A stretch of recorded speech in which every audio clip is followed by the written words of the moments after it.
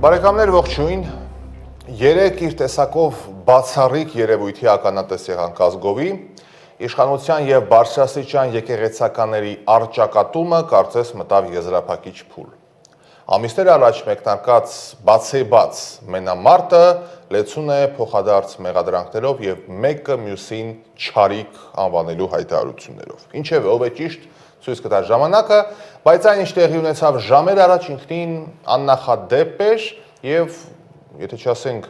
անհնար, ապա շատ քիչ հավանական։ Վարչապետ Փաշինյանը իր նստավայրում հանդիպեց հայ առաքելական եկեղեցու մի խումբ եպիսկոպոսների հետ։ Նրանց թվում էին ձեզ հայտնի Աբրահամ արքեպիսկոպոս Մկրտչյանը, Արաքել արքեպիսկոպոս Քարամյանը, Վազգեն արքեպիսկոպոս Միրզախանյանը, Անուշավան եպիսկոպոս Ժամկոչյանը,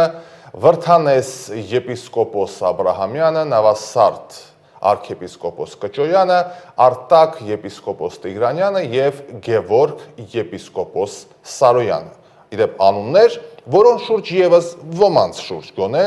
շատ թեմաներ են պատտվում, մեղադրանքներ, բայց ինչպես ասում են, դա բոլորովին այլ թեմա է։ Հիմա Փաշինյանի հետ հանդիպումից առաջ մի շարք եպիսկոպոսներ գրավոր հայտարարությամբ էին հանդես եկել եւ հրապարակած տեքստը ավելի քան խոսում էր, ես սա որակում եմ որպես խայտարակություն, այն համացանցում ակտիվ շրջանառության մեջ է, դուք եւս ամբողջական բովանդակությանը ցանկության դեպքում կարող եք ծանոթանալ, ոմանք անգամ իրենց ստորագրություններն են դրել տեքստի տակ, կարծես ընդգծելով, որ այո, ինչ ասում ենք, ճիշտ է։ Ամեն դեպքում այդ մեղադրանքների տեղատարափը, որ հնչում է, վերջին հատվածն է ուշագրավ, ուզում եմ ներկայացնել ձեր դատին։ Այսպիսով, մեղադրանքները այսպես է ավարտվում։ Մենք մեզ վերապահած եպիսկոպոսական իշխանությամբ եւ իրավունքով հայտարարում ենք, որ Գարեգին Բ. անհավատարիմ է գտնվել կաթողիկոսական օծմամբ ստանձնած իր ուխտին ուղիղ վարդապետությամբ հայ եկեղեցին առաջնորդելուն։ Նրա վարքագիծը անհամատեղելի է հայ եկեղեցու կանոնական իրավունքին եւ վարդապետությանը, որը հղի է եկեղեցու ծոցում հերձված առաջացնելու վտանգով։ Այսու դիմում ենք եպիսկոպոս մեր եղբայրներին, եկեղեցու հավատացյալ եւ նվիրյալ զավակներին միանալու աշխարհասփյուր հայության սրբության սրբոց մայրաթոր Սուրբ Էջմիածինը սրբապիղծ հոգեվորականից եւ նրա մեղքը կիսողներից մաքրելու կենսական անհրաժեշտության գործին, խստագույնս դատապարտելով Գարեգին Բ. կաթողիկոսի թյուր ընթացքը։ Գիտեք ինչն է ամբողջ պատմության մեջ ինձ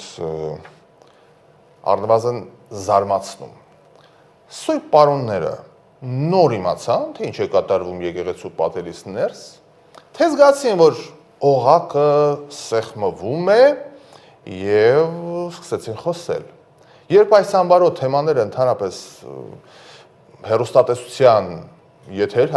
դուրս եկան եւ ինչպես ասում են մեյնսթրիմ դարձավ այս ամենը, ես հիշեցի տարիներ առաջ Լոս Անջելեսում տեղի ունեցած ցույցը, չեմ հիշում 16 թիվն է թե 17 թիվն էր, մոտավորապես 10 տարի առաջ, երբ կաթողիկոսը եկավ Լոս Անջելես, Բրբանկ քաղաքի Սուրբ Լևոն եկեղեցու դիմաց մի հսկայական խումբ ակտիվիստներ վանկարկում էին գրեթե նույն այն մեղադրանքները, ինչ այսօր խոսում են եթերում, մեղադրանքներ տարբեր հարթակներում եւ ոչ միայն։ Բայց արդարության համար նաեւ նշեմ, որ այն ժամանակ եւ Սփյուռքի մեդիան եւ հայաստանյան սփռման հարթակներում որևէ բառ չխոսվեց այդ ակցիայի մասին։ Հիմա մեզ իդեպ Լոս Անջելեսում դիտող հայրենակիցները կարծում եմ շատերը կհիշեն Բրբանքում տեղի ունեցած այդ դրվագը։ Բայց մենք վերադառնալով այս տխրահռչակ հայտարարություններին եւ մեղադրանքներին, ասեմ, որ ինձ նաեւ զարմացնում է այն փաստը, որ մայրաթորը թերմբռնումով մոտեցավ այս հայտարարություններին,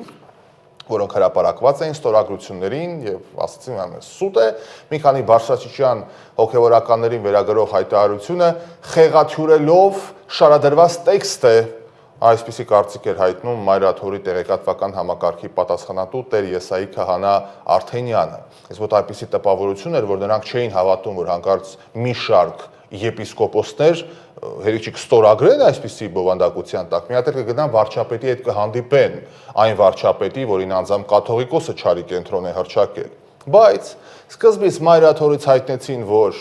հայտարարությունը իշխանամերձ լրատվականներում է դրված, ուստի եւ կասկածի տակ դրեցին դրա իսկությունն ու բովանդակությունը, բայց հետո երբ արդեն Փաշինյանը հրապարակեց հոգեվորականների հետ հանդիպանց քաչայտնի կադրերը, ինչպես ասում են, իրավիճակը կտրուկ փոխվեց։ Փոխվեց նաեւ հռետորաբանությունը։ Եթե մինչ այդ կասկածի տակ էին դնում հայտարարությունը եւ ստորագրությունները, ոմանք անգամ հայտնում էին, որ բռնի ուժով են եպիսկոպոսներին ստիպել, որպեսզի ստորագրեն այս թղթերը։ Հետո բառամթերքը փոխվեց, արդեն իսկ հոգեվորականների հասցեներին սկսեցին ամենավերջին մեղադրանքները հնչեցնել։ Դա ինչպես ասում են, այդպես է, հա, երբ որ խաղի կանոնները փոխվում են, արդեն ով ում բարեկամն է չես տարանջատում, սակայն Կոտայքի թեմի առաջնորդ Տեր Արաքել arczepiskopos Քարամյանը մի քանի ուշագրավ դրվագներ ներկայացրեց, իդեպ նա եւս երեք հանդիպել էր վարչապետ Փաշինյանի հետ եւ նրա ստորագրությունը եւս կա այստեղ հրարջակ թղթերի տակ, ինչ է ասում նա, մեջբերեմի խոսքը։ Մենք մեկ ամիս շարունակ ամենայն հայոց կաթողիկոսին ասում էինք, հորդորում էինք, որ Արշակ Սրբազանի հարցը պետք է լուծվի, սրբապղծություն է տեղի ունեցել։